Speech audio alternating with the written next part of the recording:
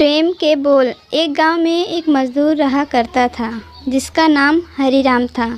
उसके परिवार में कोई नहीं था। दिन भर अकेला मेहनत में लगा रहता था। दिल का बहुत ही दयालु और कर्मों का भी बहुत अच्छा था। मज़दूर था इसलिए उसे उसका भोजन उसे मज़दूरी के बाद ही मिलता था। आगे पीछे कोई न था इसलिए वो इस आजीविका से संतुष्ट था। एक बार उसे एक छोटा सा बछड़ा मिला। उसने खुशी से उसे पाल लिया। उसने सोचा आज तक वो अकेला था, अब वो इस बछड़े को अपने बेटे के जैसे पालेगा। हरिराम का दिन उसके बछड़े से ही शुरू होता और उसी पर ख़त्म होता। वो रात दिन उसकी सेवा करता और उसी से अपने मन की बात करता। कुछ समय बाद बछड़ा बैल बन गया। उसकी जो सेवा हरिराम ने की थी उससे वो बहुत ही सुंदर और बलशाली बन गया था। गांव के सभी लोग हरिराम के बैल की ही बातें किया करते थे। किसानों के गांव में बैल की भरमार थी, पर हरिराम का बैल उन सबसे अलग था। दूर दूर से लोग उसे देखने आते थे। हर कोई हरिराम के बैल के बारे में बातें कर रहा था। हरिराम भी अपने बैल से एक बेटे की तरह ही प्यार करता था। भले खुद भूखा सो जाए, लेकिन उसे हमेशा भर पेट खिलाता था। एक दिन हरिराम के स्वप्न में शिव का नंदी बैल आया। उसने उससे कहा कि हरिराम, तुम एक निस्वार्थ सेवक हो। तुमने खुद की तकलीफ़ को छोड़कर अपने बैल की सेवा की है, इसीलिए मैं तुम्हारे बैल को बोलने की शक्ति दे रहा हूँ। इतना सुनते ही हरिराम जाग गया और अपने बैल के पास गया।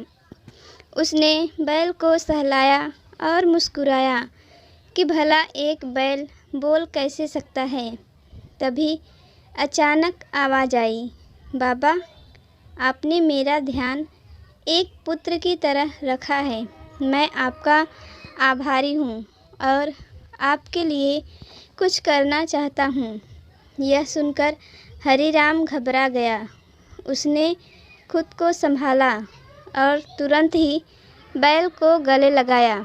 उसी समय से वह अपने बैल को नंदी कहकर पुकारने लगा। दिन भर काम करके आता और नंदी से बातें करता। गरीबी की मार बहुत थी। नंदी को तो हरिराम भर पेट देता था, लेकिन खुद भूखा सो जाता था। यह बात नंदी को अच्छी नहीं लगी। उसने हरिराम से कहा कि वो नगर के सेठ के पास जाए और शर्त रखे कि उसका बैल नंदी 100 गाड़ी खींच सकता है और शर्त के रूप में सेठ से 1000 मुहरे ले लेना। हरिराम ने कहा, नंदी, तू पागल हो गया है? भला कोई बैल इतना भार वहन कर भी सकता है? मैं अपने जीवन से खुश हूँ, मुझे यह नहीं करना। लेकिन नंदी के बार बार आग्रह करने पर हरिराम को उसकी बात माननी पड़ी। एक दिन डरते डरते हरिराम सेठ दीनदयाल के घर पहुँचा। दीनदयाल ने उससे आने का कारण पूछा। तब हरिराम ने शर्त के बारे में कहा। सेठ ज़ोर ज़ोर से हंसने लगा। बोला, हरिराम, बैल के साथ रहकर क्या तुम्हारी मति भी बैल जैसी हो गई है? अगर शर्त हार गए तो 1000 मुहर के लिए तुम्हें अपनी झोपड़ी तक बेचनी पड़ेगी। यह सुनकर हरिराम और अधिक डर गया, लेकिन मुंह से निकली बात पर मुकर भी नहीं सकता था। शर्त का दिन तय किया गया और सेठ दीनदयाल ने पूरे गांव में ढोल पिटवाकर इस प्रतियोगिता के बारे में गांव वालों को खबर दी और सभी को यह अद्भुत नज़ारा देखने को बुलाया।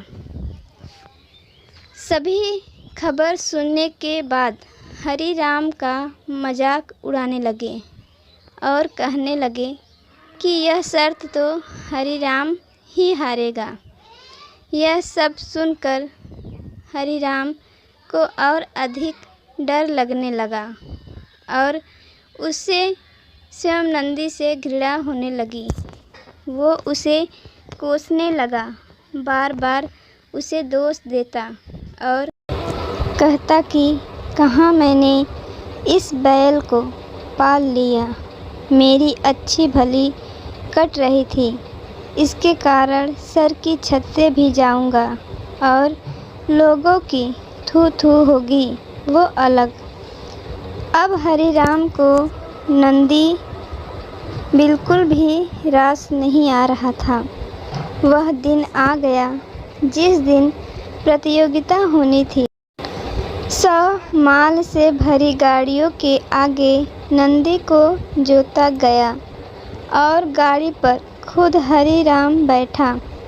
सभी गांव वाले यह नज़ारा देख हंस रहे थे और हरि राम को बुरा भला कह रहे थे। हरि राम ने नंदी से कहा, देख तेरे कारण मुझे कितना सुनना पड़ रहा है। मैंने तुझे बेटे जैसा पाला था और तूने मुझे सड़क पर लाने का काम किया। हरि राम के ऐसे घृणित शब्दों के कारण नंदी को गुस्सा आ गया और उसने ठान ली कि वो एक कदम भी आगे नहीं बढ़ाएगा और इस तरह हरि राम शर्त हार गया। सभी ने उसका मजाक उड़ाया और उसे अपनी झोपड़ी सेठ को देनी पड़ी। अब हरि राम नंदी के साथ मंदिर के बाहर पड़ा हुआ था और नंदी के सामने रो रो कर उसे कोस रहा था। उसकी बातें सुन नंदी को सहा नहीं गया और उसने कहा, बाबा हरि राम यह सब तुम्हारे कारण हुआ। यह सुन हरि राम चौंक गया। उसने गुस्से में पूछा कि क्या किया मैंने? तुमने भांग खा रखी है क्या? तब नंदी ने कहा कि तुम्हारे प्रेम के बोल के कारण ही भगवान ने मुझे बोलने की शक्ति दी और मैंने तुम्हारे लिए यह सब करने की सोची, लेकिन तुम उल्टा मुझे ही कोसने लगे और मुझे बुरा भला कहने लगे। तब मैंने ठानी मैं तुम्हारे लिए कुछ नहीं करूँगा, लेकिन अब मैं तुमसे फिर से कहता हूँ कि मैं 100 गाड़ियाँ खींच सकता हूँ। तुम जाकर फिर से शर्त लगाओ और इस बार अपनी झोपड़ी और 1000 मुहरे की शर्त लगाना। हरि राम वही करता है और फिर से शर्त के अनुसार 100 गाड़ियाँ तैयार कर उस पर नंदी को जोता जाता है और फिर से उस पर हरि राम बैठता है और प्यार से सहलाकर उसे गाड़ियाँ खींचने कहता है और इस बार नंदी यह कर दिखाता है जिसे देख सब स्तब्ध रह जाते हैं और हरि राम शर्त जीत जाता है। सेठ दीनदयाल उसे उसकी झोपड़ी और 1000 मुहरे दे देता है। कहानी की शिक्षा। जीवन में प्रेम से ही किसी को जीता जा सकता है। कहते हैं प्रेम के सामने ईश्वर भी झुक जाता है, इसलिए सभी को प्रेम के बोल ही बोलना चाहिए, सभी का सम्मान करना चाहिए। तो दोस्तों कैसी लगी ये कहानी? पसंद आई हो तो लाइक करिएगा, चैनल पे नए हो तो चैनल को ज़रूर से सब्सक्राइब करके बेल आइकन को प्रेस करके ऑल पे क्लिक कर दीजिएगा ताकि हर आने वाली नोटिफिकेशन आप तक आसानी से पहुंच सके। कहानी सुनने के लिए आपका तहे दिल से धन्यवाद।